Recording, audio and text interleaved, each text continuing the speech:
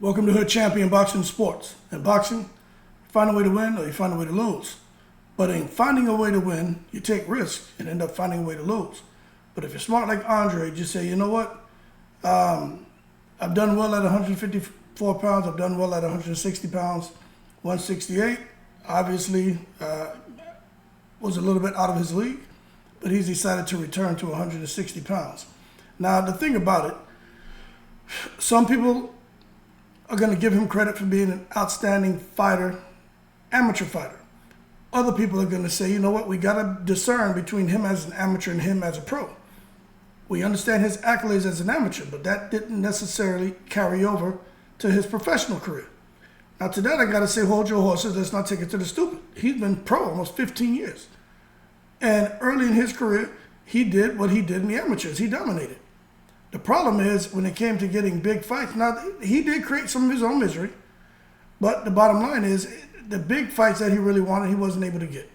So he decided, you know what, I'm going to make a brazen attempt. I'm going to jump on up here at 168, and we're going to see how that goes. But he knew once he signed that contract to fight Benavidez, that wasn't going to be an easy fight. So now he went up there, we saw what happened, and he decided to move back down to 160 pounds. And I'm going to tell you, whatever he experienced in that ring with Benavidez had to be, something serious to make a fighter like him on his stool say, stop the fight.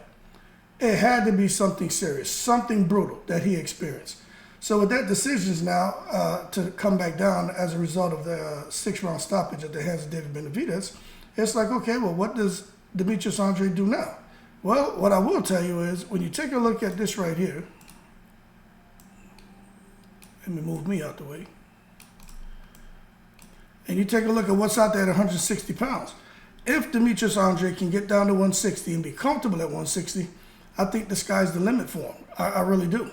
You got Alim Kanuli, you got Adames, you have fighters there at 160 pounds. Some of those fighters have talked about going up to 168. But I think Demetrius Andrade can get down there and can make big fights. I really do.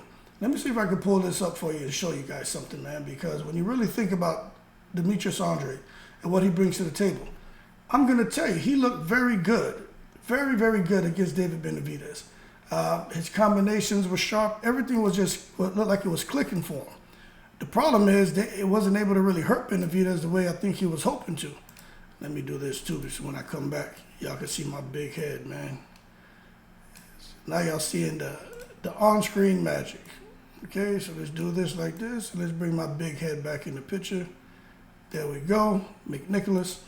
Now, when you take a look at what's going on here at 160 pounds, Alim Kanuli can fight. Adames is aggressive. Lara, who knows what he's doing. You got Derevinchenko, Eubank Jr., and you can read, right?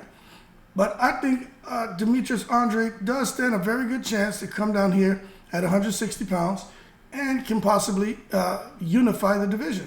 Now, who does he fight at 160? I don't know. They keep talking about Jamal Charlo. But with Jamal Charlo coming off of a win, but still needing to knock some rust off, and Demetrius Andrade coming off a loss, I don't think they'll want to fight each other. I think Demetrius Andrade is going to, if he wants to come down and fight somebody, he may be looking to get in there with Janibek, Alim Kanuli, or someone else. But what I will tell you is this. I don't know where they're going to rank him. He's coming off a loss at 168. So when you got a fighter coming off a loss, but moving down a weight division, in a division where many felt that he was the boogeyman, where do you rank him? You can't come now and make him number one across the sanctioned bodies because he's coming off of a loss. So he may find himself in position to face the likes of maybe a Shane Mosley Jr., a Liam Smith. He may have to come in here and possibly fight somebody like a Dennis Radovan. These are names that you wouldn't really think you would line up with Demetrius Andrade.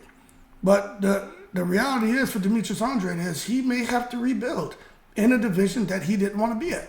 Now, for those people who say, well, hell, he could have fought Alim Kanuli. He just wasted his time going up to 168. He should have stayed right there. Could have possibly picked up a belt off of Alim Kanuli, or he could have unified at the time. Now, to that I say, when you have an opportunity to go up and possibly fight, get a win and go fight Canelo Alvarez, you got to seize it. I don't think Demetrius Andrade was scared of Alan Cannoli. I think Demetrius Andrade and his team were sitting back and just weighing their options and say, hey, look, we can always come back down, but let's bubble up to 168 and see if we can get bigger fights, bigger money. Now, how much he made against Benavidez, I don't know. But what I will tell you is this pay-per-view model, it works if pay-per-view sells. But if pay-per-view doesn't sell, it does not work, okay? And when I think about Benavidez, I think about Demetrius Andrade, I can't see them I just can't see them making, $10 million or something like that for that fight. I just can't see, not even $5 million. But then again, I don't know. I'm just having a conversation. When they're not even hitting 100,000 in pay-per-view buys, that's a problem. But that being said, Demetrius Andrade at 160, hey, I think he can make some noise. If he prepares for these fighters at 160 the way he prepared for David Benavidez, he'll be okay.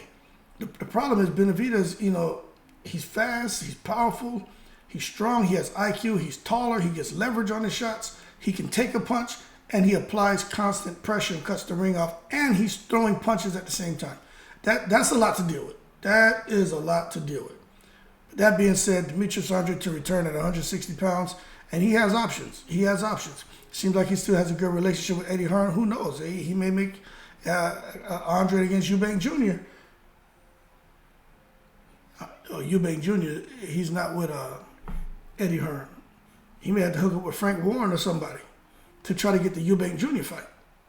Because Eubank Jr. and Conor Benn, that just fell apart. Something about financial demands according to Eddie Hearn. But the bottom line, Demetrius Andrade has options. He does.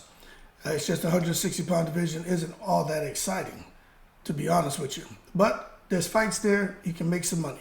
I just hope he doesn't call out Triple G, because Triple G doesn't seem to be interested in fighting anybody at all. That being said, y'all keep cool. Good luck to Demetrius Andrade. People out here calling him a bum and insulting him. Man, Demetrius Andrade can scrap. He's a good fighter, great fighter. But that's what happens when you bubble up, to a weight class that really you probably shouldn't be at, and you challenge the elite. That's like people talking about Devin Haney bubbling up to fight Terrence Crawford at 147 pounds. Devin Haney's a great fighter, but he goes up there messing around Terrence Crawford, the elite, at 147, who's much bigger. I just think much stronger. I think Devin Haney gets tranquilized. Just like same thing we saw happen with Andrade against Benavidez. Y'all keep cool in the breeze.